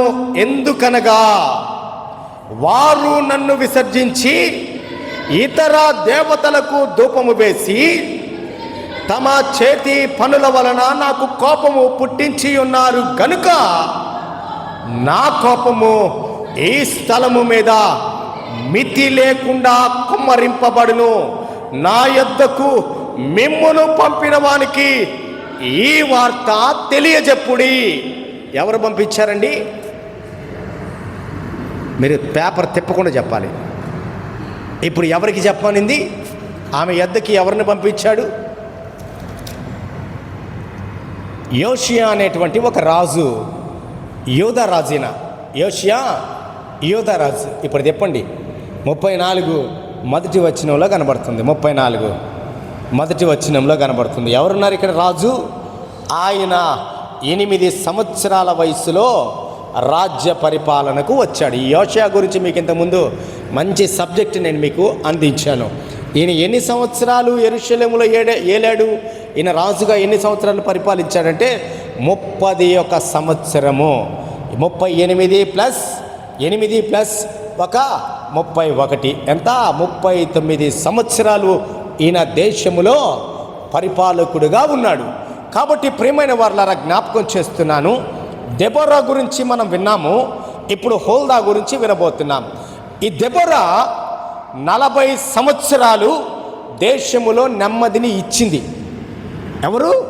దెబోరా 40 సంవత్సరాలు దేశములో నెమ్మదినిచ్చింది. ఇప్పుడు హుల్దా. ఈ హుల్దా ఎవరు? ఈ హుల్దా పరిస్థితి ఏంటి? ఈ హుల్దా ఎటువంటిది? ఈ హుల్దా గురించి చాలా చక్కని విషయాలు దేవుని సన్నిధిలో మీరు చదివితే మీకు అర్థమైపోతుంది. 34వ అధ్యాయములో ఇక్కడ యోషియా వచ్చి ఏమని చెప్తూ ఉన్నాడంటే, యోషియా కాలము యూదా రాజులు పరిపాలిస్తూ ఉన్నటువంటి ఈ కాలములో ఈ యోషియా ఎవరు అనంటే యూదాకు 16వ రాజు. ఈయన యూదా దేశము ఏర్పడిన తర్వాత ఈయన 16వ రాజు. ఆయన తండ్రి పేరు ఆమోను. ఆమోను. ఈ హుల్దా భర్త పేరు షల్లూము. దేవుడు చెప్పమన్నటువంటి శాపవచనాలను ఎవరికి భయపడకుండా చెప్పి పంపించేసినటువంటి ఒక ధైర్యశాలి అయినటువంటి ప్రవక్తిని. ఈమెకి ఎంత ధైర్యం ఉందండి! యుద్ధంలో పాల్గొన్నటువంటి ఆమెకే అంత ధైర్యం ఉంటే, ఒక సైన్యాధిపతి చంపినటువంటి ఆమెకే అంత ధైర్యం ఉంటే, ఈమెకి చాలా విచిత్రమైన ధైర్యం ఉంది. ఏంటంటే, యోషియా తన తండ్రి కాలములో పాపము జరిగింది. ఆమోను కాలములో దేవుణ్ణి విసర్జించి వారందరూ పాపము చేసి దేవునికి విరోధంగా ప్రవర్తించినప్పుడు దేవుని యొక్క మందిరమైన యెరూషలేములో వారి ఇష్టానుసారంగా వేరే వేరే దేవతలను తీసుకొచ్చి అక్కడ పూజించడం మొదలుపెట్టిన తర్వాత తన తండ్రి కాలము అంతరించిపోయిన తర్వాత ఇప్పుడు యోషియా 8 సంవత్సరాల వయసులో రాజు అయిపోగానే యోషియా వెంటనే ఏం చేశాడో తెలుసా? ఒక 5 మంది వ్యక్తుల్ని ఎన్నుకున్నాడు. ఆ 5 మందిలో యాజకులు ఉన్నారు, ప్రవక్తలు ఉన్నారు, అనేక మంది ఆ పెద్దలు ఉన్నారు. రాజు సముఖములో కూర్చుండదగిన వారు ఒక 5-6 మంది ఉన్నారు. మీరు చదవండి అధ్యాయం ఇంటికి వెళ్ళిన తర్వాత. అయితే వాళ్ళందరూ వెళ్ళి దేవుని మందిరాన్ని బాగు చేస్తూ ఉంటే వారికి ఒక గ్రంథము దొరికిందంట. ఆ గ్రంథాన్ని తీసుకొచ్చి వారు చదివిన తర్వాత రాజుకి ఇచ్చారంట. రాజు ఆ గ్రంథాన్ని చదివిన తర్వాత రాజులో పశ్చాత్తాపం వచ్చింది. ఈ పశ్చాత్తాపం వచ్చిన తర్వాత ఈ గ్రంథము గురించి పూర్తిగా నాకు వివరణ కావాలి, ఈ గ్రంథము గురించి దేవుడు ఏమి సెలవు ఇవ్వబోతున్నాడో నాకు తెలియపరిచే వాళ్ళు కావాలి అని అంటే వీళ్ళు ఏం చేశారో తెలుసా? హుల్దా అనేటువంటి ఒక ప్రవక్త ఉంది మన దేశంలో. దేవుని దగ్గర విచారణ చేసి ఆమె తెలియపరిచేది మనం తెలుసుకుందాం అని అక్కడికి వచ్చారు. అక్కడికి వచ్చిన తర్వాత ఆమె చాలా స్పష్టంగా దేవుడు వారి పట్ల ఎలాంటి కఠిన వైఖరి కలిగి ఉన్నాడో వెళ్ళి మీ రాజుతో చెప్పండి. నీ తండ్రి కాలములో ఘోరమైన కృత్యాలు జరిగాయి ఇక్కడ. నీ తండ్రి కాలములో నన్ను విసర్జించారు వారు. కాబట్టి ఇశ్రాయేలీల దేవుడైన యెహోవా సెలవిచ్చున్నది ఏమనగా, నా మాటలు కాదివి. ఆయనతో నేను అడిగినప్పుడు ఆయన మీతో చెప్పమన్న మాటలు మాత్రమే నేను చెప్తున్నాను. మిమ్మల్ని పంపించినటువంటి మీ రాజుకి ఈ మాటలు చెప్పండి. హుల్దా ప్రవక్తిని ఎంత ధైర్యవంతురాలండి! దేవుణ్ణి అడిగింది, దేవుడు తెలియపరిచారు. వాళ్ళు వచ్చినటువంటి సంగతి ఇది. దాని గురించి విచారించడానికి నీ దగ్గరకు వచ్చారమ్మా. కాబట్టి వారికి ధైర్యంగా చెప్పి పంపించేసాయి. భయపడలేదామె, ఎక్కడా భయపడలా. ఇంకొక ఆమె యుద్ధంలో నిలబడి నేనున్నాను, పో వెళ్ళు కొట్టువాడిని అని అంటుందామె. ఇంకొక ఆమె దొరికినోడిని వేసేసింది దేవుని పేరట. ఇంకొక ఆమె ఏం చేస్తుంది? నీ దేవుడైన యెహోవాని నువ్వు మర్చిపోయావు నీ తండ్రి కాలములో, కాబట్టి ఆయన శాపవచనాలు నువ్వు విను. ఇప్పుడు ఏంటి ఆ శాపవచనాలంటే, దేవుడు ఆయన చెప్పినది నెరవేరుస్తాడు, కానీ నీ కాలములో కాదు. యోషియా కాలములో దేవుడు నువ్వు నా హృదయానుసారుడుగా జీవించడానికి ఇష్టపడ్డావు, కాబట్టి నీ కాలములో నేను ఈ శాపాన్ని దేశం మీదకి పంపించను, నీ తదనంతర కాలములో ఈ శాపాన్ని నేను దేశం మీదకి పంపించబోతున్నాను అని దేవుడు, ఎవరు ఆయన? ఇశ్రాయేలీల దేవుడైనటువంటి యెహోవా సెలవిచ్చిన మాట ఇది. వెళ్ళి మీ రాసుతో చెప్పు అని ధైర్యంగా ప్రకటించినటువంటి ప్రవక్తిని. కాబట్టి ప్రియమైన వారలారా, ఇంతకంటే కూడా నేను ఇంకా ముందుకు వెళితే సమయం సరిపోదు. కాబట్టి 5 నిమిషాల్లో 2 ప్రవక్తల గురించి మీకు నేను తెలియపరచాలని ఆశపడుతూ ఉన్నాను. 4వ ప్రవక్తిని గురించి మనం చూద్దాం. 4వ ప్రవక్తిని, ఆమె పేరు ఏంటంటే అన్న.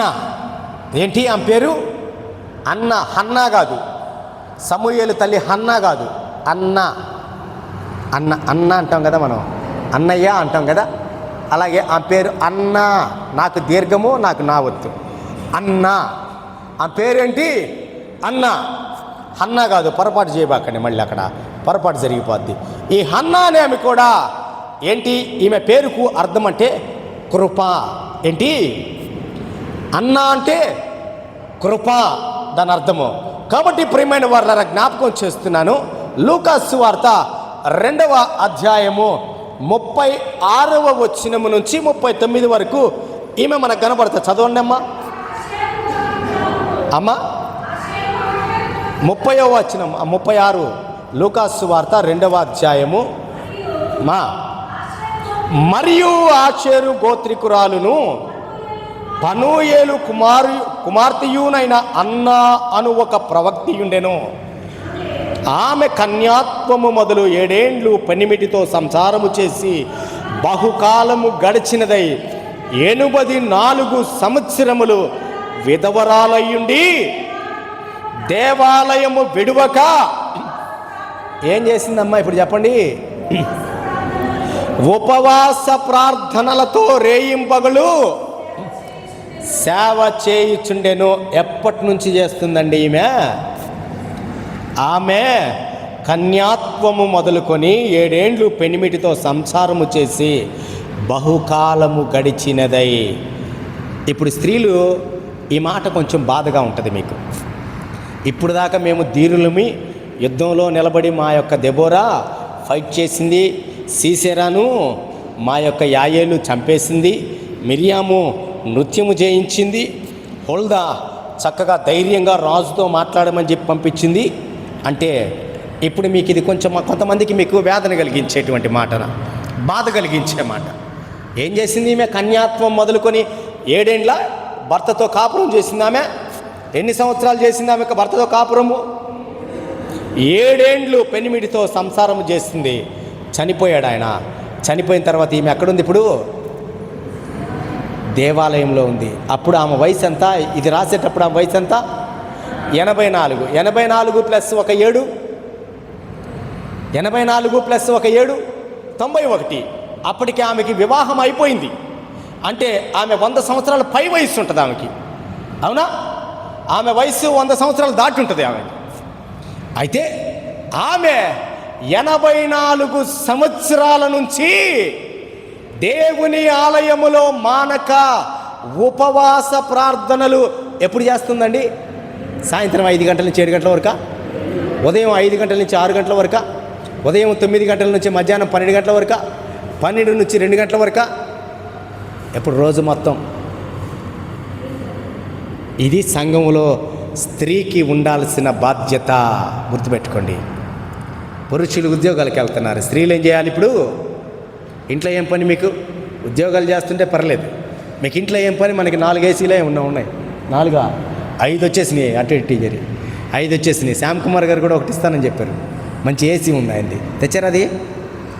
అయిపోయింది, అది కూడా బిగిచ్చేసాము. చూడండి మీకు ఎంత కంఫర్ట్నెస్. ఆమెకి ఆ దినాల్లో ఏసీ లేదు పాపం, ఆమెకి ఫ్యాన్ లేదు, ఆమెకి ఆ దినాల్లో ఆమెకి ఏమీ లేదు. ఆమెకి ఎవ్వరు లేరు, బిడ్డలు లేరు, భార్య లేదు, భర్త లేడు, ఎవ్వరు లేరు. ఉన్నా విడిచిపెట్టేసింది అందరినీ. దేవుని మందిరంలో కూర్చొని రాత్రింబగళ్ళు ప్రార్థన చేస్తూనే ఉంది. ఇప్పుడు చెప్పండి స్త్రీలు, మీరేం చేయాలి? ఇప్పుడు ఏం చేయాలమ్మా? 9:30కి వంట వండుకొని రావాలా? 11 గంటలకు రావాలా వంట? భర్తల్ని చక్కగా వారు డ్యూటీ నుంచి వచ్చిన తర్వాత వాళ్ళ మీద నిందేయాలా? అయ్యా మా ఆయన 10 గంటలకు వస్తాడు, 10:30కి నేను రాగలను. జాగ్రత్త. దేవుని వాక్యము చాలా స్పష్టంగా మాట్లాడుతుంది. దేవుని వాక్యం మాట్లాడుతుంది చాలా స్పష్టంగా. ఒక ఆమె దేవుణ్ణి స్తుతించింది, నర్తించింది, స్త్రీలను మోటివేట్ చేసింది, బలపరిచింది. ఇంకొక ఆమె వారు ఓటమిలో ఉన్నప్పుడు, గుండె చెదరిన వారుగా ఉన్నప్పుడు దేవుని ఆత్మను పొందుకున్న ఆమె యుద్ధంలో నిలబడి వారికి ధైర్యాన్ని నూరిపోసింది. ఇంకొక ఆమె దేవుడు శాపవచనాలు చెప్పమంటే రాజుకి భయపడకుండా చెప్పింది. ఇంకొక ఆమె ఏం చేస్తుందండి, రాత్రింబగళ్ళు మానక ఉపవాసం ఉంది. ఇప్పుడు మీరు చేయాల్సిన పని ఏంటి చెప్పండి సార్? బీపీలు షుగర్లు వచ్చేస్తే ఏడు సార్, బీపీలు షుగర్లు అనేకమైన రోగాలు వచ్చేసినాయి కదా సార్, మీకు తెలియదే ఉంది. కాబట్టి ఒకరోజు అడ్జస్ట్ చేసుకోండి సార్, మీరు చూసి ఇచ్చున్నట్టు పోండి సార్ అంటారా? అనద్దా? అనమంటారా? అనద్దా? ఒకరు మీరు నేను మనకు ఒక మంచి అండర్స్టాండింగ్ కొద్దాం సార్ మనం అంటారా? ప్రియమైన వారలారా, స్త్రీకి దేవుడు బైబిల్ గ్రంథములో ఒక హోదా ఇచ్చాడు. ఆ హోదాని నువ్వే కోల్పోతున్నావు. నీకు ప్రార్థన చేసే సమయాన్ని కూడా దేవుడు ఇచ్చాడు. దేని కొరకు ప్రార్థన చేయాలి? నీ ఇంటి కొరకు ప్రార్థన చేయాలి. నీ దేవుని యొక్క ఈమె ఏం ప్రార్థన చేసింది తెలుసా? అక్కడ ముందు సందర్భం ఏముందో తెలుసా? సుమయోను అని ఇంకొక ఆయన ఉన్నాడు, ఆయనకు కూడా పెద్ద ఆయనే, ఆయన కూడా ఆయనతో దేవుడు ఒక వాగ్దానం ఇచ్చాడంట. ఏంటి ఆ వాగ్దానం అంటే, రక్షకుడు ఈ భూమి మీద ఉదయించేటప్పటికి నువ్వు ఇంకా బతికే ఉంటావు అని అనగానే, యేసుక్రీస్తు వారు జన్మించిన తర్వాత తన తల్లిదండ్రులు తీసుకొచ్చి ఆయన చేతిలో పెడతారు. తీసుకురాగానే నా జన్మ ధన్యమైపోయింది, నాకు వాగ్దానము ప్రవచనము ఈ రీతిగా ఉంది. ఏంటంటే, ఈ లోక రక్షకుడిని నువ్వు చూస్తావు, అంతవరకు నువ్వు మరణించవు అని దేవుడు నాతో మాట్లాడిన మాట ఈ దినము ధన్యమైపోయింది నా జీవితము. ఆ సమయంలో ఇంకొక ఆమె కూడా ఉంది అక్కడ. ఆమె పేరే ఏంటి? అన్న. అన్న ఏం చేస్తుంది? 84 సంవత్సరాల నుంచి ఏం ప్రార్థన చేస్తూ ఉండవచ్చు? రక్షకుణ్ణి నేను కూడా చూడాలి, ఆ రక్షకుని యొక్క పుట్టుకను, ఆ రక్షకుని యొక్క రూపము ఎలా ఉంటుందో నేను చూడాలి అని కాసుకొని ఉందేమో ఆమె. ఈరోజు మీరు చేయాల్సిన ప్రార్థన ఏంటో తెలుసా? రెండవ రాకడలో ఆ రక్షకుని నేను కలుసుకోవాలి, నా సంఘము ఎత్తబడాలి, నా సంఘములో ఏ విశ్వాసి నామకార్థంగా జీవించడానికి వీలు లేదు, నా సంఘములో ఏ విశ్వాసి అనారోగ్యముతో మధ్యలోనే చనిపోవడానికి వీలు లేదు, నా సంఘములో ఏ యవనస్తుడు కూడా పాడైన స్థితిలో ఉండకూడదు, నా సంఘములో ఏ యవనస్తుడు కూడా ఉద్యోగాలు లేకుండా ఉండకూడదు, నా సంఘములో ఏ యవన బిడ్డ వివాహము కాకుండా ఉండకూడదు, నా సంఘములో వివాహమైన ఎవరు కూడా బిడ్డలు లేకుండా ఉండకూడదు. ఎన్నున్నాయండి సమస్యలు, ఎన్ని సమస్యలు ఉన్నాయి. సంఘం వరకు ఇది వదిలిపెడితే నా చుట్టుప్రక్కల ఉన్నటువంటి అనేక సంఘాల్లో ఈ ఉజ్జీవ జ్వాల రగిలింపచేయదేవా అని ప్రార్థన చేయాలి. అది మండల స్థాయిలో ఉజ్జీవము, రాష్ట్ర స్థాయిలో ఉజ్జీవము, జిల్లా స్థాయిలో ఉజ్జీవము, దేవుని స్థాయి ఎక్కడ ప్రపంచ స్థాయిలో ఉజ్జీవము, దేశము స్థాయిలో ఉజ్జీవము. చెప్పండి ఇప్పుడు అన్న ఎవరు? ఆయన మొదటి రాకడ కొరకు కనిపెడుతూ 84 సంవత్సరాలు ఆమె దేవుని సన్నిధిలో రాత్రింబగళ్ళు ఉపవాసం ఉందంట ఆమె. దేవుడు అందుకు ఆమెని రక్షకుడిని చూసింది ఆమె.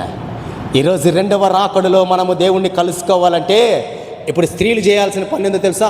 మా హక్కుల కొరకు పోరాడి సాధించుకున్న దినం ఇది. ఏంటి ఈ దినము? మార్చి 8. అత్యధికంగా మేము చాలామంది స్టేడియంలో డ్యాన్సులు వేస్తున్నారు ఓ అని. అసలు ఎందుకు వచ్చిందో కూడా వాళ్ళకి తెలియదు. అసలు ఉమెన్స్ డే కదా ఈరోజు. కాబట్టి ఈ ఉమెన్స్ డేకి అర్థం కూడా తెలియదు. ఇష్టానుసారంగా డ్యాన్సులు, ఇష్టానుసారంగా వారు విషస్ చెప్పుకోవడం. ఏంటి దాంట్లో పరమార్థము అంటే క్రైస్తవుడిగా దేవుడు స్త్రీకి స్వాతంత్ర్యాన్ని ఇచ్చాడు. దేవుడు స్త్రీకి తన ఆత్మనిచ్చాడు. దేవుడు ఒక్కొక్కసారి పురుషుడు బలహీన పడినప్పుడు దేవుడు స్త్రీని ముందుండి యుద్ధాలు చేయించాడు. దేవుడు సంఘములో స్త్రీకి ఒక బాధ్యతనిచ్చాడు. ఇది దేవుడిచ్చిన స్వాతంత్ర్యము. ఈరోజు విమెన్స్ డే రోజు స్త్రీ గురించి బైబిల్ ఏం బోధించిందో మనం నేర్చుకున్నాం. చివరిగా ఒక మాటను చెప్పేసి నేను ముగిస్తాను. ఎందుకనంటే టైం అయిపోతూ ఉంది కాబట్టి ఈ ఒక్క మాటను నేను మనం చదువుకున్నటువంటి లేఖన భాగము అపోస్తుల కార్యముల గ్రంథము తీయండమ్మా. అపోస్తుల కార్యముల గ్రంథము 21వ అధ్యాయము 21 చదవండమ్మా. అక్కడ మనం చదువుకున్నటువంటి లేఖన భాగము అది ఈ దినమున మనం వర్తమానం కొరకు చదువుకున్నాం కదా.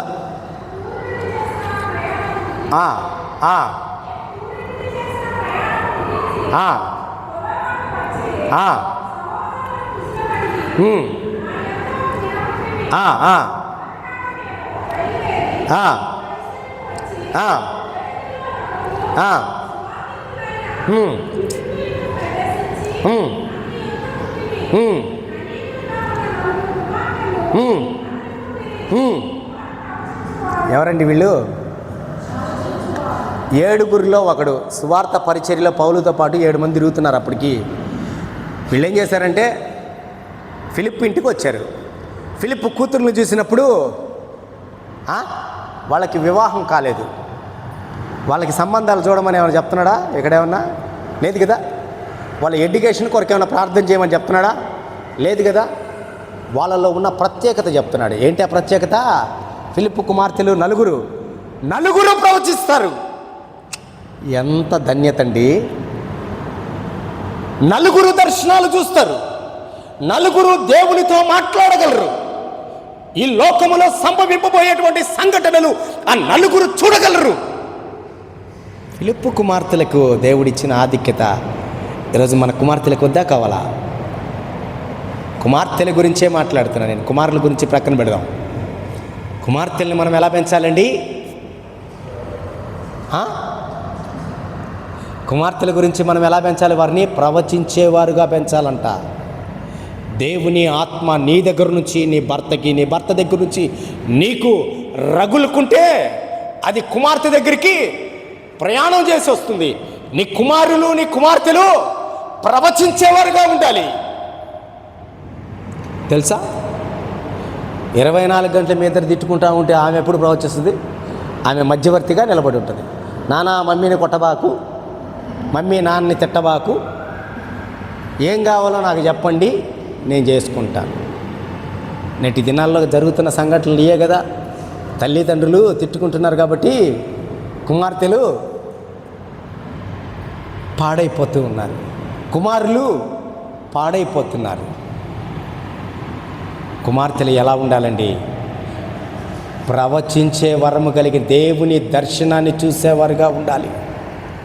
మన కుటుంబానికి ఒక అన్యుడు వచ్చాడంటే ఆ అన్యుడు ఎందుకు వచ్చాడో కూడా మనం చెప్పగలగాలి. ఆ అన్యుడు మన కుటుంబానికి వచ్చి ఏదో పలకరియడానికి వచ్చానని అంటాడు, కానీ అతని ఉద్దేశం వేరు. ఆ ఉద్దేశం ఏందో దేవుడు నీకు బయలుపరుస్తాడు. వాస్తవంగా చెప్పాలి అని అంటే ఆ అన్యుడు మన ఇంటికి వచ్చింది మన యొక్క పరిస్థితులు ఏందో తెలుసుకోవడానికి. ఒక అన్యుడు సంఘంలోకి వచ్చింది తన పని. హిజ్కియా చేసిన పని కూడా అదే కదా. వారు మారువేషం వేసుకొని వచ్చినప్పుడు తన ఇల్లు మొత్తాన్ని, తనకున్నటువంటి ఆస్తి అంతస్తు మొత్తాన్ని చూపించగానే వెంటనే వారు అటు పోగానే ప్రవక్తను పంపించాడు దేవుడు. ఏమని పంపించాడు? నువ్వు వాళ్ళకి ఏమేమి చూపించావయా హిజ్కియా? వాళ్ళు ఎందుకు వచ్చారో తెలుసా? నిన్ను పలకరీయడానికి కాదు, వాళ్ళు నిన్ను దోచుకోవడానికి వచ్చారు. ఈరోజు దేవుని ఆత్మ ఏమని చెప్తుంది? మన ఇంటికి మన బిడ్డలు ఉన్నప్పుడు మన ప్రక్క వారి గురించి, మన ఇరుగు పొరుగు వారి గురించి దేవుని ఆత్మ వారితో మాట్లాడి, మమ్మీ వారితో స్నేహం చేయొద్దు, డాడీ వారితో తిరగద్దు. ఎందుకు అనంటే వారి ఉద్దేశాలు ఈ రీతిగా ఉన్నాయి. దేవుడు నాతో మాట్లాడాడు, నన్ను దేవుడు బలపరిచాడు, నిన్ను హెచ్చరించమంటున్నాడు. ఒక కుటుంబంలో 3 ప్రవక్తలు ఉన్నారంట. ఒక కుటుంబంలో 4 ఆడపిల్లలు ప్రవచించేవారు ఉన్నారంట. ప్రవచించేవారినే ప్రవక్తలు అంటారు. ఇలాంటి కుటుంబాలు ఎంత ఆశీర్వాదం అండి! ఇలాంటి కుటుంబాలు ఎంత ఆనందంగా ఉంటాయి. నిజంగా అటువంటి ధన్యత దేవుడు మన కుటుంబాలకు దయచేసే రీతిగా మన బిడ్డల్ని మనం పెంచుకోవాలి. ఈ విమెన్స్ డే స్పెషల్ ఏంటో తెలుసా? దేవుడు నీకు ఒక ప్రత్యేకమైన బాధ్యతనిచ్చాడు. ఆ బాధ్యత ఏందో తెలుసా? చివరిలో మనం చదువుకున్నాం, 80 సంవత్సరాల వరకు తన మోకాళ్ళ జీవితాన్ని విడిచిపెట్టనటువంటి ఎవరున్నారండి? అన్న అనేటువంటి ఒక ప్రవక్తిని ఉండే దేవుని సన్నిధిలో ఈరోజు దేవుడు అంటున్నాడు, నీవే ఒక మిరియాముగా దేవుని సన్నిధిలో ఉండాలి. ఆమేనని చెప్పండి, ఆమేనని చెప్పండి. నీవే ఒక మిరియాముగా దేవుడు కోరుకుంటున్నాడు. ఏందమ్మా, ఏం చెప్తాంలే అన్నట్టు చెప్తున్నారు. ఆమెనని కూడా చెప్పలేరు, గట్టిగా నిద్రపోతున్నారు. ఇంటి కొంప తీసి చల్లనీళ్ళు పెట్టండి. అక్కడ చల్లనీళ్ళు కానీ ఒక క్యాన్ పెడితే నిద్ర వస్తుంటే బయటికి వెళ్ళి మొహం కడుక్కొని వస్తారు మన వాళ్ళు. కాబట్టి ఇప్పుడు స్త్రీలకి దేవుడిచ్చిన బాధ్యత ఏందో తెలుసా? నిన్ను ఒక మిరియాముగా చేయాలనుకుంటున్నాడు, నిన్ను ఒక దెబోరాగా చేయాలనుకుంటున్నాడు, నిన్ను ఒక హుల్దాగా చేయాలనుకుంటున్నాడు, నిన్ను ఒక అన్నగా ఉంచాలని ఆశపడుతున్నాడు. నీ కుటుంబంలోని బిడ్డలను దేవుడు ఎలా ఉంచాలనుకుంటున్నాడు? ఫిలిప్పు 4 కుమార్తెల్లాగా ఉంచాలనుకుంటున్నాడు.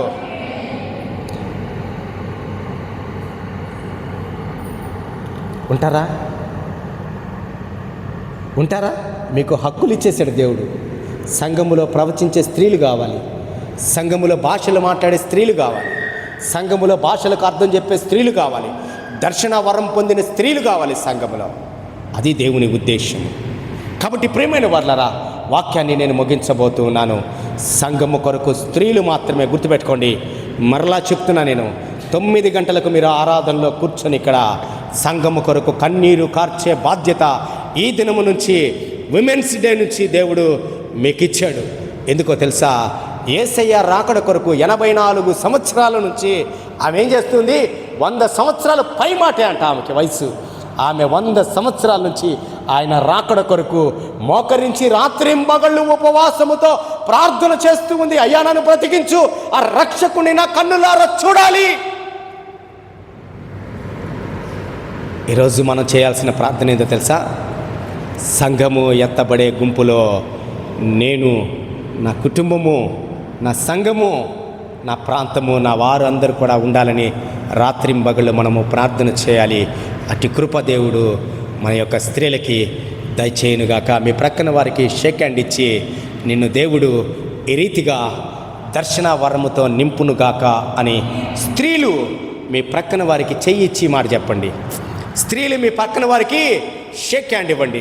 దేవుడు నిన్ను ఈ రీతిగా ప్రవక్తనిగా ఆశీర్వాదించాలని ఆమెను దీవించండి. ప్రార్థన మీ పక్కన వారికి ఇచ్చేసారా? ఇచ్చేయండి. అందరూ చేతులు ఇవ్వండి. నిన్ను దేవుడు ఒక మిరియాముగా, హుల్దాగా, దెబోరాగా, అన్నాగా, ఫిలిప్పు కుమార్తెలుగా దేవుడు నిన్ను దీవించునుగాక అని మీరు చెప్తూ పక్కన వారికి షేక్ హ్యాండ్ ఇవ్వండి. చెప్పండి, మళ్ళీ చెప్పండి, నేను చూడలా. చెప్పండి, ఆ మాట చెప్పి అది లేచి నిలబడండి. అమ్మా, కథలను కూడా కదలలేకపోతున్నారు, గంట నుంచి కూర్చునే లేకే. లేని పైకి దేవుడు మీకు ఇచ్చిన ఆధిక్యతను నిలబెట్టుకుంటామనే ప్రామిస్ చేశారు. మీరు జాగ్రత్త, ప్రామిస్ చేశారు ఇప్పుడు దేవుని సన్నిధిలో. ఇప్పుడు మీరు షేక్ హ్యాండ్ ఇచ్చారంటే దాని అర్థం ఏంటో తెలుసా? అన్నా వలే సంఘం కొరకు ప్రార్థన చేస్తామని ఇక్కడ. ఓకేనా? ఈ సండే స్కూల్లో 2-3 టీచర్లు ఉన్నారు. వాళ్ళు బయటికి రాగానే వాళ్ళకు కూడా అదే చెప్పించి మీరు వాళ్ళకు కూడా షేక్ హ్యాండ్ ఇప్పించండి. తర్వాత వాళ్ళకి తెలియాలి కదా ఏం జరిగిందో ఇక్కడ. కాబట్టి ప్రియమైన వారులారా, దేవుడు అట్టి కృపతో మన స్త్రీలను, మన సంఘాన్ని దేవుడు, వారి పాత్రను దేవుడు మెండుగా దీవించి ఆశీర్వాదించును కాక. ప్రభు చిత్తమైతే ఇంకా దేవుడు స్త్రీలను ఏ రీతిగా బైబిల్ గ్రంథంలో వాడుకున్నాడో మరి ఒకసారి మనము ధ్యానం చేసుకుందాం. తలలో ఉంచుదాం, కళ్ళు మూసుకుందాం, ప్రార్థన చేసుకుందాం. మా ప్రియుడ, వందనాలు, స్తోత్రము చెల్లిస్తున్నాం నాయన. ఉదయకాలములో దేవా నాయన, ఉమెన్స్ డే అనగా బైబిల్లో అయా స్త్రీకి మీరు ఇచ్చిన పాత్రను మేము జ్ఞాపకం చేసుకున్నాం ప్రభా. మా సంఘ స్త్రీలను కూడా ఆ రీతిగా మీరు దీవించి ఆశీర్వాదించండి. అలా దర్శనాలు పొందుకునే స్త్రీలుగా, ప్రవచించే కుమార్తెలుగా, అయా యుద్ధం రంగములో ధైర్యపరిచేటువంటి ప్రవక్తలుగా మా స్త్రీలను మీరు అభిషేకించి ఆశీర్వాదించమని, పురుషులను కూడా మీరు దీవించి వర్ధిల్లింప చేయమని ఈ దినమున మీరు మాట్లాడినందుకు వందనాలు చెల్లిస్తూ యేసుక్రీస్తు వారి పేరట అడిగి వేడుకుంటున్నాను తండ్రి. ఆమేన్.